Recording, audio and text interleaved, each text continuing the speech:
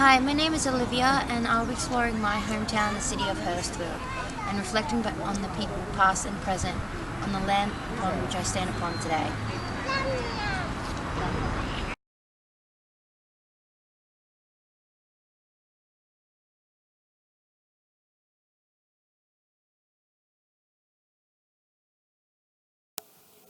Within my city of Sydney, it has been known for being a multicultural city filled with all different types of cultures, including European, Middle Eastern, Asian, and African backgrounds, and all different types of cuisines.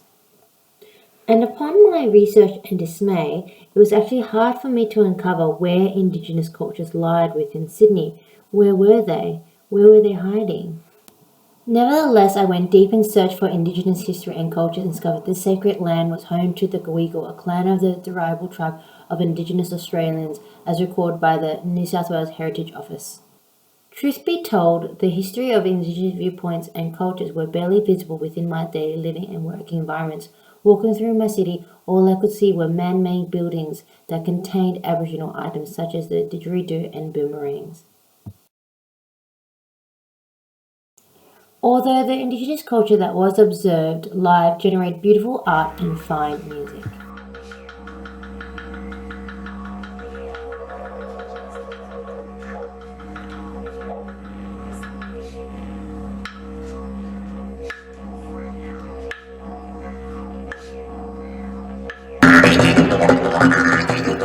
However, upon reflection, it felt like it was a tour show and not a true demonstration of Indigenous culture.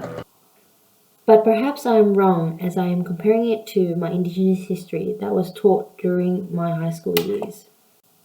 The question of where and what is true Indigenous culture and people to this day still baffle me, as I too, at 26 years of age and having been brought up in the city, still have no idea as to why so little information is being told about the Indigenous culture. But in my opinion, through my observation, experience and understanding, it is largely to do with the invasion that occurred in Australia, as mentioned through Pilger's 1985 documentary.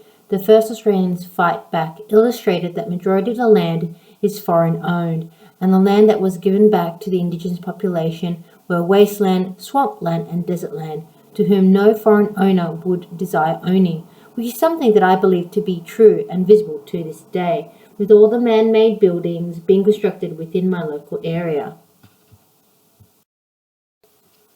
As what Indigenous people classed as their home and family was the land itself, which included the grass beneath their feet, trees and caves, which provide shelter from the sun and rain, and rivers, which provide ways of bathing in drinkable water, as quoted by Punch 2014, in which they all shared amicably with the natural environments of hunting only to eat what was needed and to never destroy the land, but to be one with nature.